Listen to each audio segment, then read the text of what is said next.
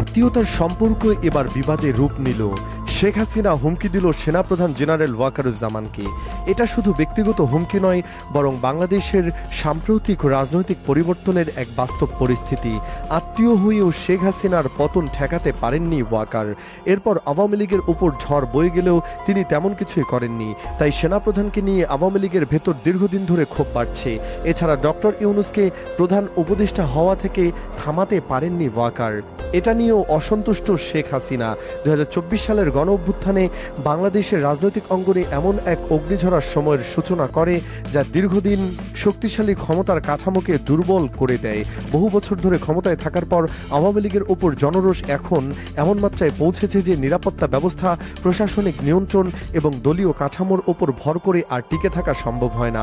বিভিন্ন জায়গায় ক্ষোভের বিস্ফোরণ, হঠাৎ করে পরিস্থিতি নিয়ন্ত্রণের বাইরে চলে যাওয়া এবং শেষ পর্যন্ত শেখ হাসিনার দেশ ছাড়ার ঘটনা পুরো ক্ষমতা কাঠামোকে ছিন্ন ভিন্ন করে দেয়।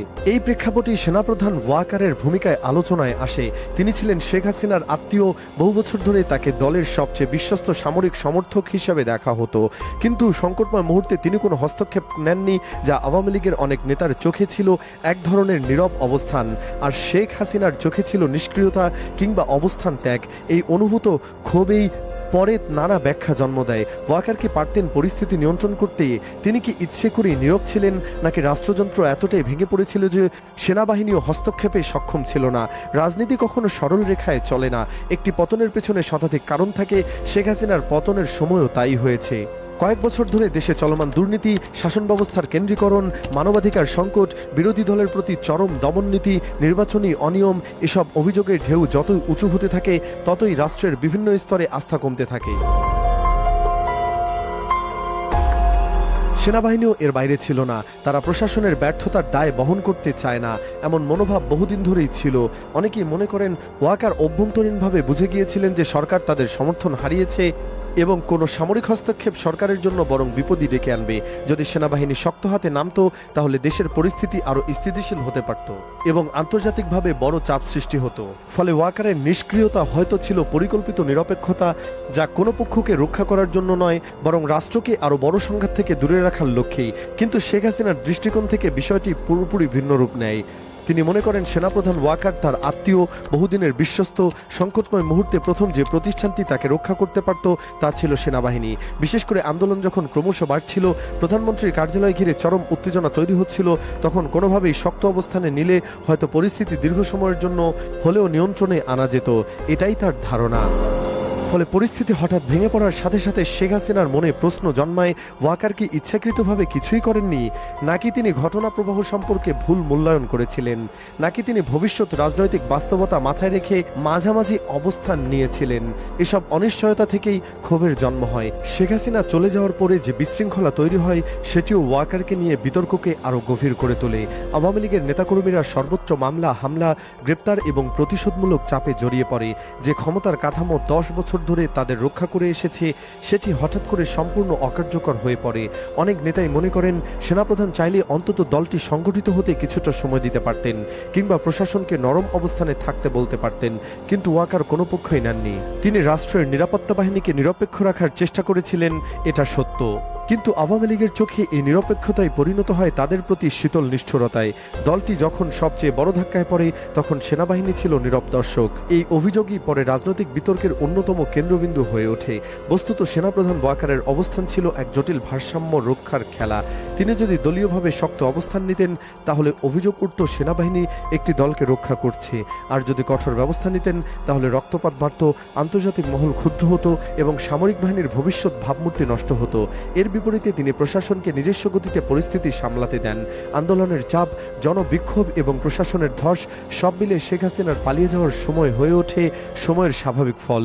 এই স্বাভাবিক ফলটাই শেখ হাসিনার কাছে অবশ্যই গ্রহণযোগ্য ছিল না, কারণ তিনি এটিকে দেখেছিলেন পরিত্যাগ হিসাবে।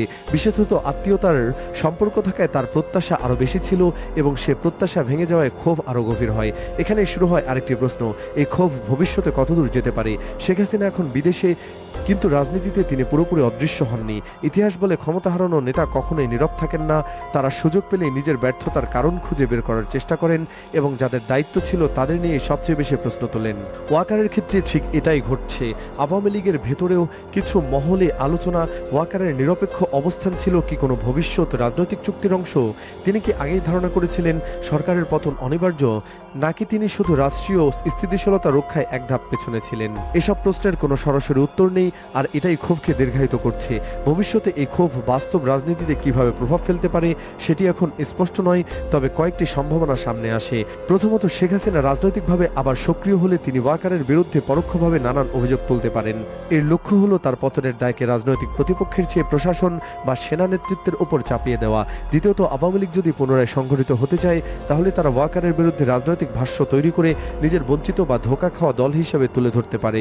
তৃতীয়ত, বিদেশে অবস্থানরত স্বৈরাচার হাসিনা আন্তর্জাতিক মহলে অভিযোগ তুলতে পারেন যে তার সরকারকে রক্ষা করার মতো কোনো প্রতিষ্ঠান কাজ করেনি। এসব অবস্থানের ফলে ওয়াকারের ভাবমূর্তি নিয়ে নতুন বিতর্ক জন্মাতেই পারে। তবে বাস্তবতা হলো, সামরিক বাহিনীর নেতৃত্ব সাধারণত রাজনৈতিক নাটকের বাইরে অবস্থান থাকে। ওয়াকার সে পথেই হেঁটেছেন। তিনি রাষ্ট্রীয় স্থিতিশীলতাকে অগ্রাধিকার দিয়েছেন, এমনটাই অনেকেই মনে করেন। কিন্তু রাজনীতিতে আবেগ বাস্তবতার চেয়ে বেশি প্রভাবশালী। শেখ হাসিনা অনুভব করেন যে মানুষটি পরিবারের সদস্য, তিনি সবচেয়ে কঠিন সময় নীরব থেকেছেন, আর এই অনুভূত ক্ষোভই তাকে রাজনৈতিকভাবে আরও বিচ্ছিন্ন করেছে। তার দল অনেকেই এখন এই ক্ষোভকে গ্রহণ করে নিজেদের ব্যর্থতা ঢাকার চেষ্টা করছে, যেন তারা বলতে চায় সেনাপ্রধান আমাদের পাশে থাকলে পরিস্থিতি অন্যরকম হতে পারত। কিন্তু এটি বাস্তবতা এড়ানোর কৌশলও হতে পারে।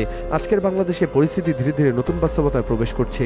সেনাপ্রধান ওয়াকারও এখনো দেশের স্থিতিশীলতার প্রধান স্তম্ভগুলোর একটি। তার সিদ্ধান্ত হয়তো বিতর্কিত, কিন্তু তা বিশৃঙ্খল সময়ের মধ্যে একটি ভারসাম্যপূর্ণ অবস্থান। শেখ হাসিনার ক্ষোভ কতদূর যাবে তা নির্ভর করবে তিনি ভবিষ্যতে কতটা রাজনৈতিকভাবে সক্রিয় থাকবেন তার উপর। যদি তিনি ফিরে আসার চেষ্টাও করেন তাহলে ওয়াকার তার বর্ণনায় দুর্বল মুহূর্তের নীরব ব্যক্তি হিসেবে উপস্থাপিত হতে পারেন। আর যদি তিনি রাজনীতি থেকে ধীরে ধীরে সরে দাঁড়ান তাহলে এই ক্ষোভ সময়ের সঙ্গে সঙ্গে মিলিয়ে যাবে। তবে আওয়ামী লীগ এই ক্ষোভকে রাজনৈতিক হাতিয়ার হিসেবে ব্যবহার করতে পারে, নিজেদের পতনের দায় সেনাবাহিনীর উপর ঠেলে দিতে বা অন্তত জনগণের চোখে নতুন করুণ চিত্র তৈরি করতে। সব মিলিয়ে সেনাপ্রধান ওয়াকার ও শেখ হাসিনার সম্পর্ক এখন কেবল রাজনীতির বিষয় নয়, এটি একটি আবেগগত দ্বন্দ্ব, বিশ্বাসভঙ্গের উপলব্ধি এবং ক্ষমতার পতনের সময়কার হতাশার এক জটিল সমষ্টি। পরিস্থিতি কোন দিকে যাবে তা নির্ভর করছে রাজনৈতিক ময়দান কতটা শক্তিশালী হয় আর শেখ হাসিনা ভবিষ্যতে কি কৌশল নেন তার উপর। তবে একটি বিষয় নিশ্চিত, বাংলাদেশের সাম্প্রতিক ইতিহাসের এই অধ্যায় আগামী বহু বছর ধরে আলোচনার কেন্দ্রে থাকবে।